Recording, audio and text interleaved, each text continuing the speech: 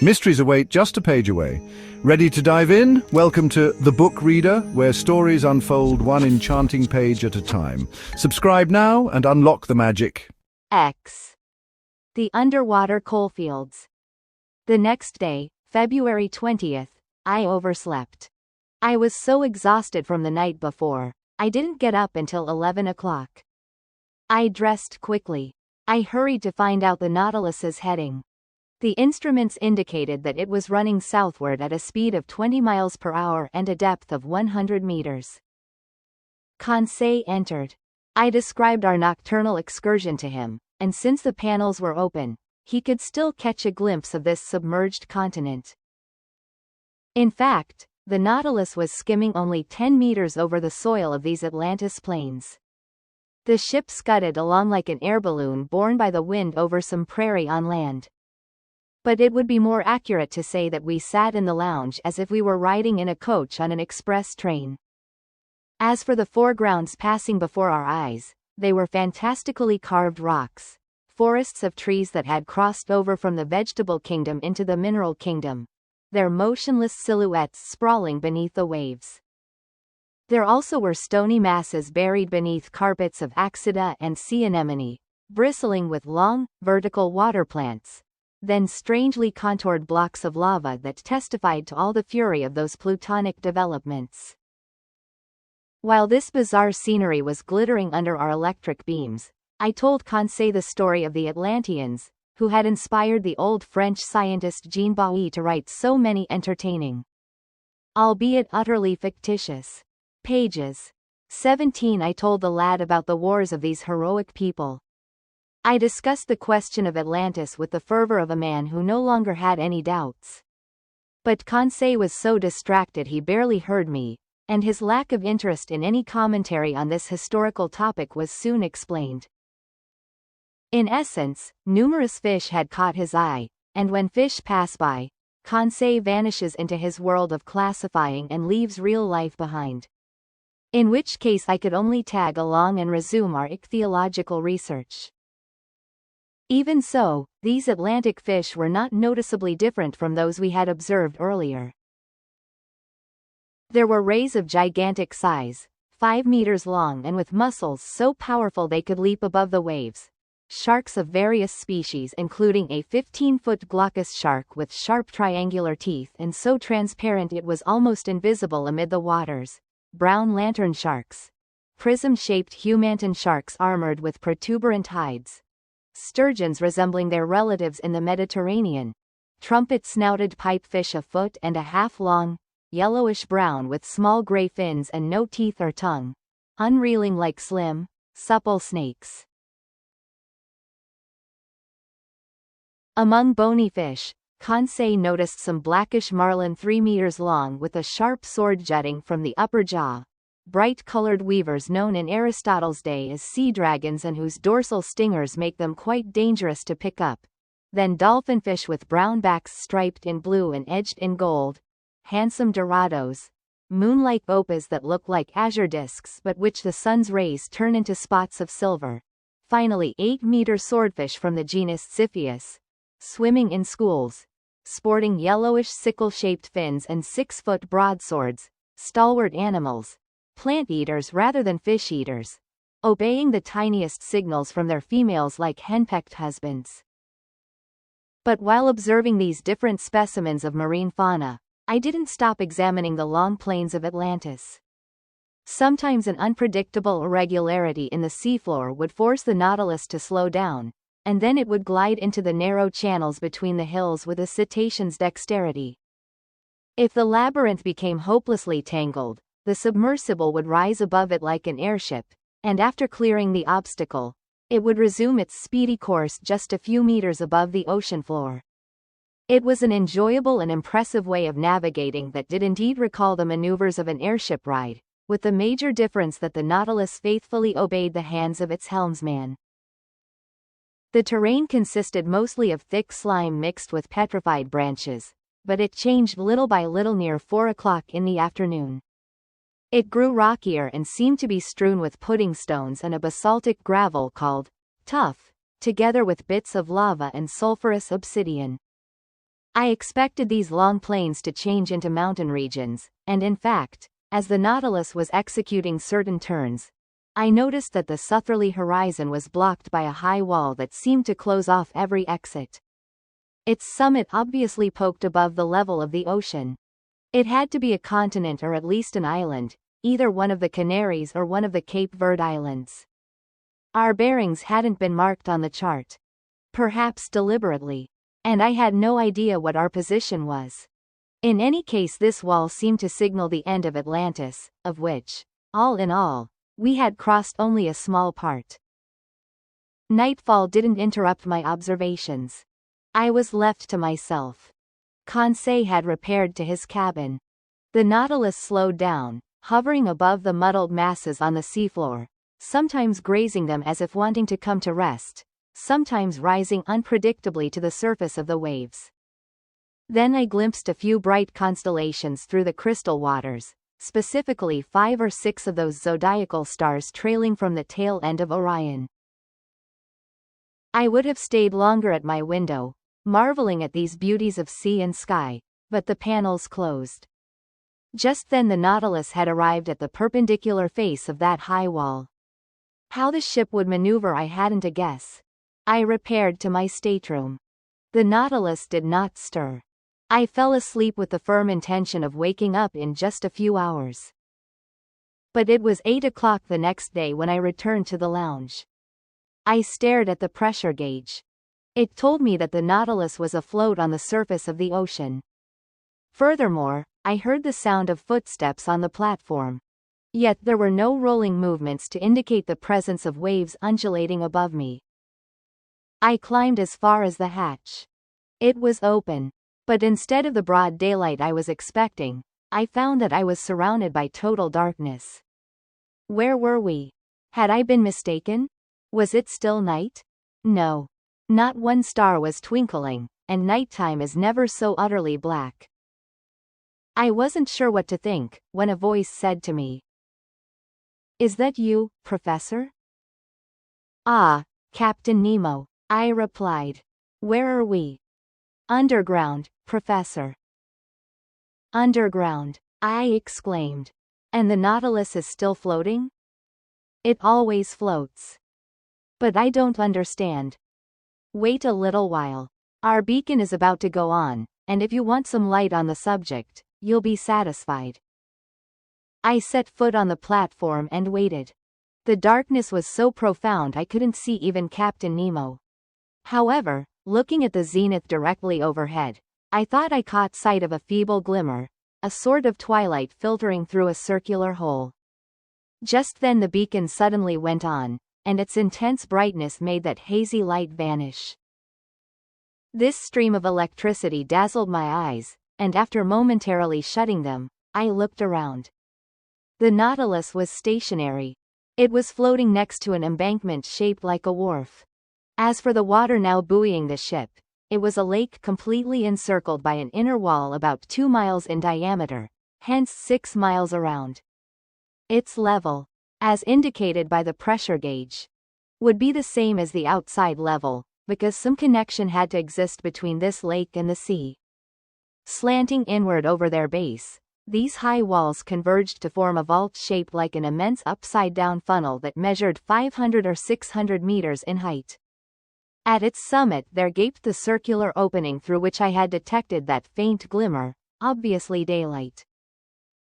Before more carefully examining the interior features of this enormous cavern, and before deciding if it was the work of nature or humankind, I went over to Captain Nemo. "Where are we?" I said. "In the very heart of an extinct volcano," the captain answered me. "A volcano whose interior was invaded by the sea after some convulsion in the earth.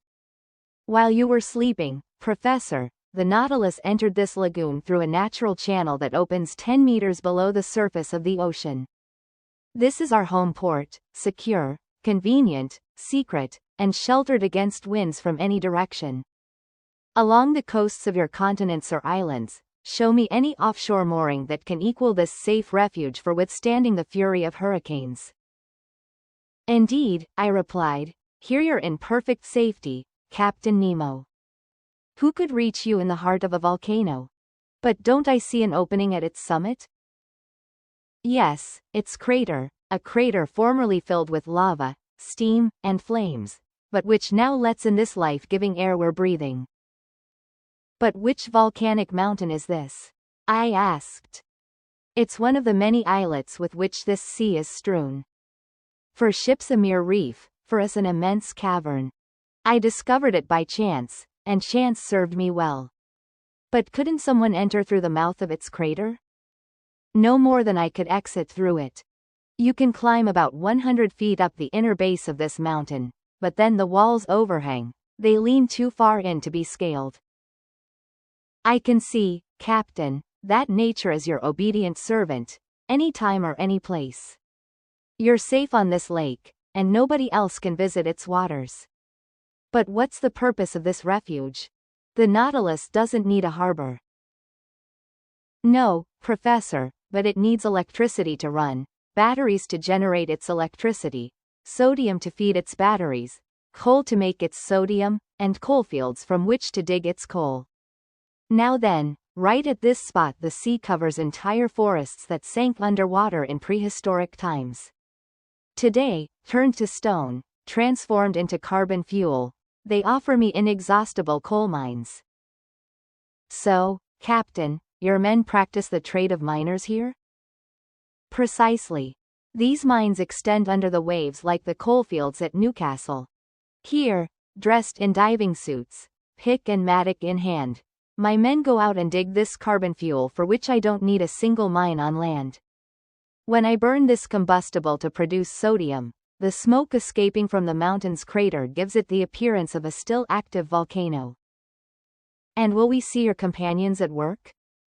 No, at least not this time, because I'm eager to continue our underwater tour of the world. Accordingly, I'll rest content with drawing on my reserve stock of sodium.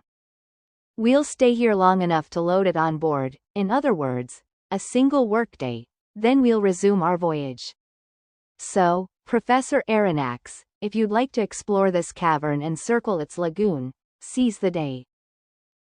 I thanked the captain and went to look for my two companions, who hadn't yet left their cabin. I invited them to follow me, not telling them where we were. They climbed onto the platform. Conseil, whom nothing could startle, saw it as a perfectly natural thing to fall asleep under the waves and wake up under a mountain. But Ned Land had no idea in his head other than to see if this cavern offered some way out. After breakfast near 10 o'clock, we went down onto the embankment.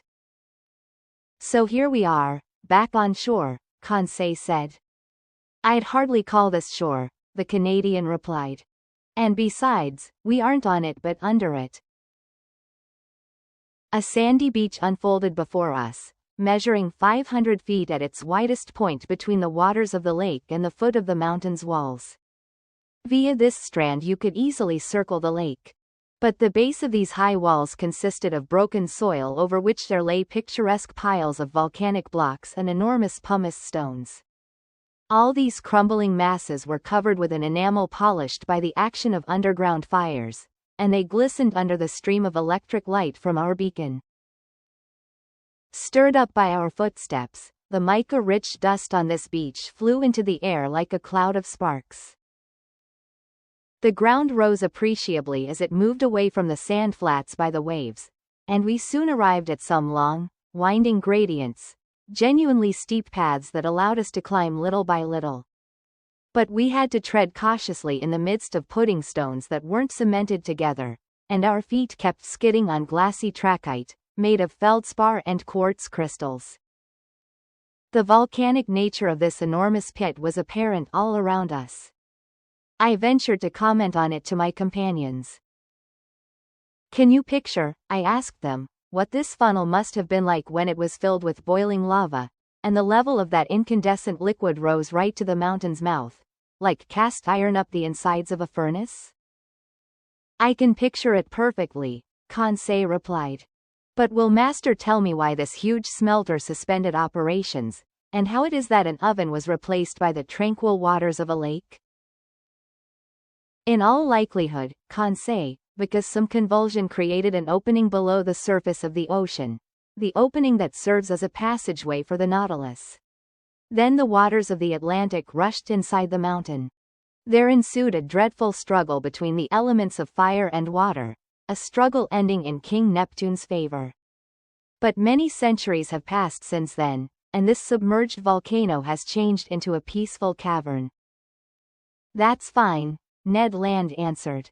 I accept the explanation, but in our personal interests, I'm sorry this opening the professor mentions wasn't made above sea level. But Ned, my friend, Conseil answered, if it weren't an underwater passageway, the Nautilus couldn't enter it. And I might add, Mr.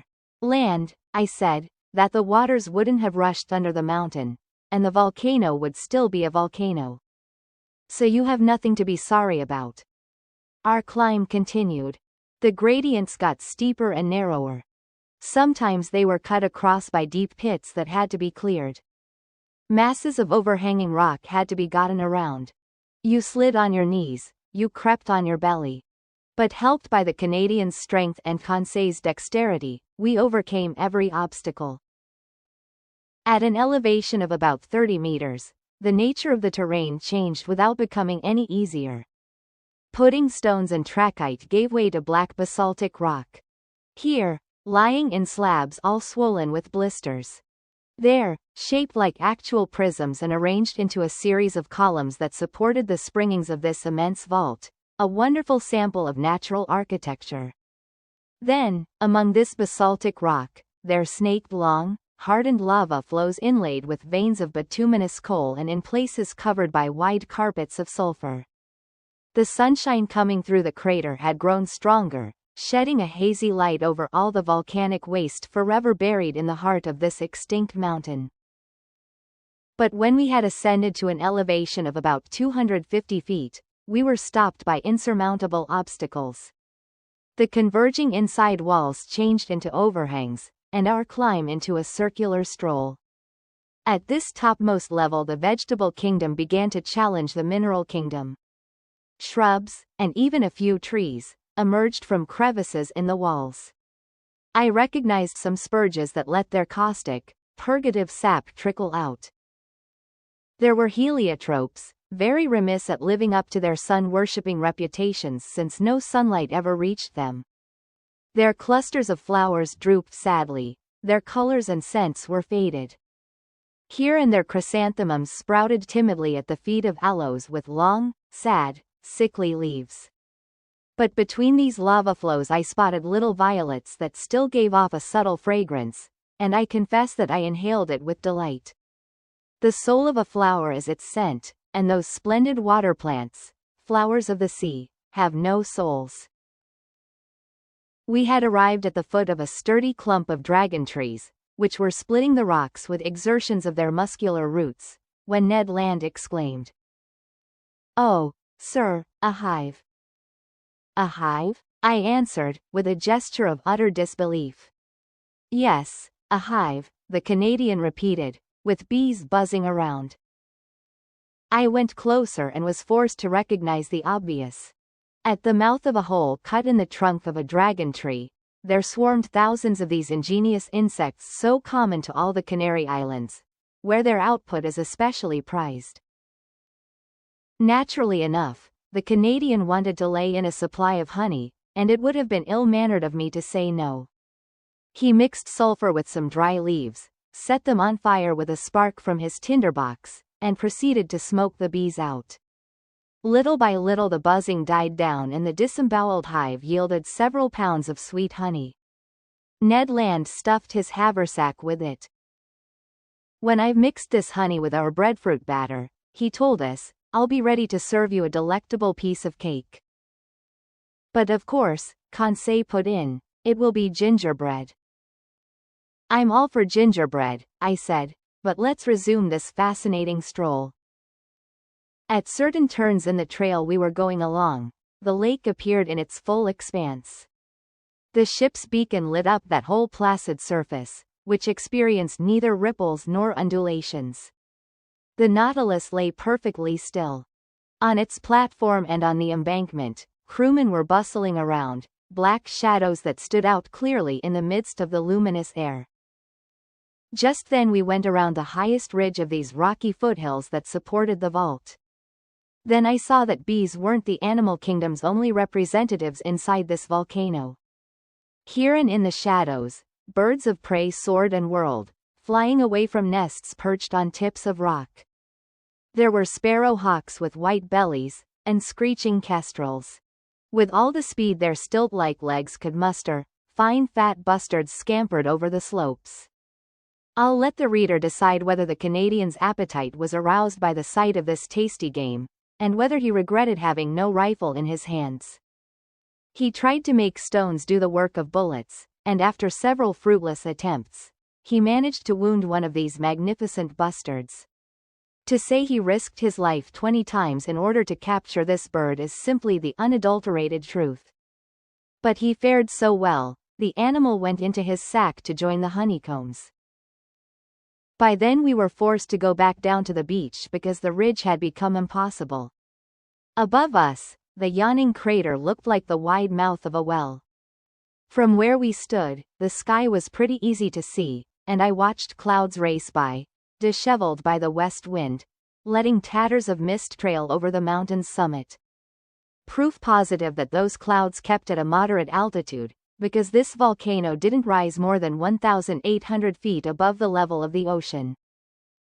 Half an hour after the Canadians' latest exploits, we were back on the inner beach.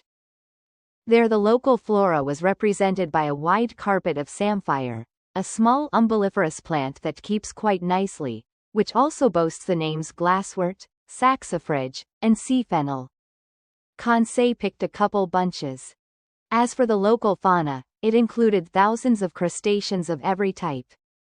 Lobsters, hermit crabs, prawns, mysid shrimps, daddy longlegs, rock crabs, and a prodigious number of seashells, such as cowries, murex snails, and limpets. In this locality there gaped the mouth of a magnificent cave.